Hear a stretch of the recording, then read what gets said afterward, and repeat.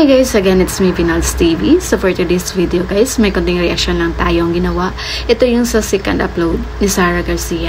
Ito yung demand din ng mga subscribers natin na bigyan natin ng reaction yung bagong upload ni Sara. Pero bago ang lahat, huwag niyo munang kalimutang i-subscribe at i-hit ang notification bell button para updated kayo sa mga bago kong upload. So isa-isahin nating bigyan ng point of view yung mga tanong para kay Sara. So first question. What's keeping you busy these days? Ngayon, back to flying na ako. So, yun. And syempre si Baby Amara. Totoo yun guys, sobrang busy na talaga ni Sara ngayon. Balik na siya sa kanyang work, tapos andyan pa si Baby Amara at saka yung mga endorsement niya. Malaki ang adjustment ni Sara dahil nadagdagan ang kanyang obligasyon. Kaya yung sa pag-vlog niya, pasingit-singit na lang sa kanyang free time. So next natin guys, yung pangalawang tanong. Always travel. What is the thing that you always have to carry? May limit ba ng number? Or one thing lang yan? So one thing lang. One thing. Always have to carry, syempre, phone. Super agree guys sa naging sagot ni Sara na phone, which is very common sa atin dahil hindi na tayo ngayon mabuhay pag wala yung phone. Sabi nga nila, di bali daw wala tayong pera basta may load or may data lang yung cellphone natin. What is your favorite country? Favorite country? Nako, namimiss ko na yung London. Well, sa dami ng lugar na napuntahan ni Sara, dun daw talaga yung sobrang niyang namis. And sobra siguro yung totoo guys kasi pinangarap talaga ng karamihan sa atin ang makapunta ng London. Marami kasi doon ang tourist attraction guys. Una na doon yung London Bridge nila. Yung Warner Bros Studio na doon ginawa yung unang film ng Harry Potter. At yung isa sa pinakamagandang Royal Botanic Garden na sobrang ganda. What's the best thing that happened to you this year? This year, syempre si Baby Amara.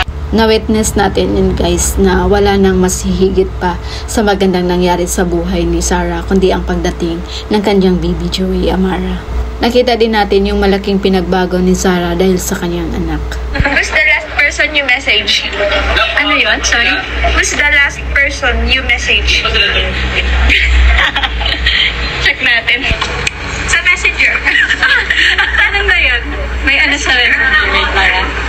Ayoko nga. Phone reveal. Kailangan may reveal, ate. Ang clever sumagot ni Sara guys. Alam kasi niya na mahuhuli natin siya pag mag-phone reveal siya sa kanyang taong last na message. Kaya kitang-kita sa kanyang reaksyon na parang na-guilty siya dahil hindi niya may pakita kung sino yung taong last na message na. At alam natin yun kung sino. Kaya hindi na natin kailangang i-reveal dahil kilala na natin yun. Or Instagram? Instagram. Instagram or Twitter? Instagram. Instagram or TikTok?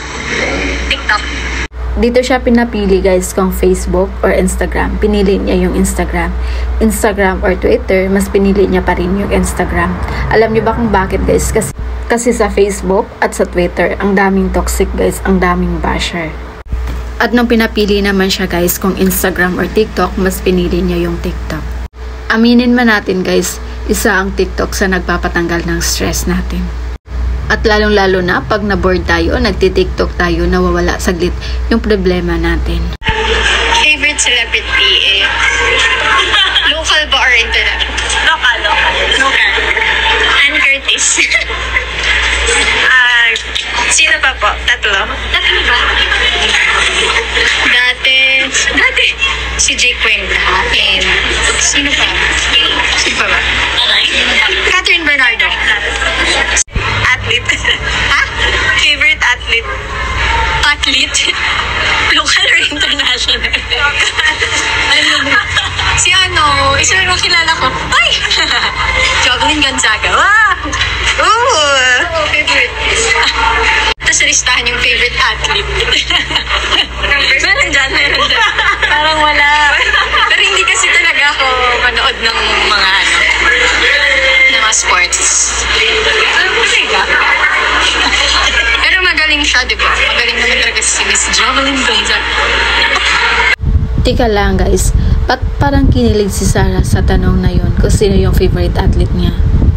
Hindi ko akalain na yun talaga yung isagot niya, na isa lang daw yung kilala niya.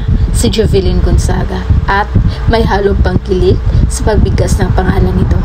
Iba yung saya at tuwa niya sa pagbigkas ng pangalan na Jovelyn Gonzaga.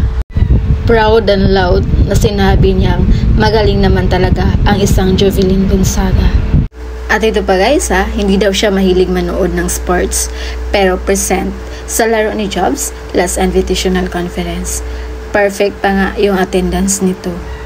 Kitang-kita pa nga natin na may bitbit itong banner at bobblehead ni Jobs. So hindi na talaga pwedeng itago or i-deny yung mga totoong nararamdaman nila sa isa't isa. Maganda talaga yung hindi nire-reveal guys, mapapansin mo na lang in mysterious way. Makikita naman natin sa mga reaction nila kung ano yung totoo. At ito din guys marami ay nakapansin na parang unti-unti na nilang nilayag yung relasyon nila. Kasi panay na ang flex nila sa isa't isa. And by the way guys, bago pala ako mag-end sa ating point of view, i-share ko lang sa inyo na monetize na pala ang channel ni Sara Garcia. Kung napapansin nyo, kung napanood nyo ulit yung mga vlogs niya, yung dalawang upload niya, meron na yung mga ads. So, ibig sabihin, monetize na yung kanyang channel. Sobrang bilis na nakuha ni Sara yung ni-record ng YouTube na 4,000 watch hours. Dito natin mapatunayan na marami talaga ang nagmahal kay Sara. Dito natin napatunayan guys na marami ang nagmamahal kay Sara. Hindi niya kailangang manira ng tao or manggamit ng ibang tao para magkaroon ng views. Hindi niya kailangang gumawa ng issue na makakasira sa kapwa niya para lang magkaroon ng views or magkaroon ng supporters. Kaya siguro sobrang blessed ni Sara dahil hindi siya nagtanim ng galit sa mga taong gumawa ng hindi maganda sa kanya. Kaya sana sunod-sunod yung mga vlogs niya at patuloy at hindi tayo magsawang suportahan si Sara Garcia. So yun lang muna yung pa-update natin guys. Again, this is Mel's TV. Thank you for watching and have a good day. Athlete? Local or international? Si isa rin kilala ko. Ay! Jovelyn Gonzaga. Wow! Oo, favorite. Parang wala yata sa listahan yung favorite athlete. meron dyan. Parang wala. Pero hindi kasi talaga ako manood ng mga ng mga sports. Pero magaling siya, di ba? Magaling naman talaga si Miss Jovelyn Gonzaga. What is your all-time favorite song? Hindi ko ganyan. Kasi nga sabi ko maraming mga bagong songs ngayon. Miss Sara, ano pong ordering niyo sa Starbucks? Anong ma-recommend niyo ba? Parang, ito, may Hiraya Latte, no? Na-try niyo na? Yes po. Masarap. Anong favorite drink niyo sa Starbucks? White chocolate mocha lang. Yun lang naman.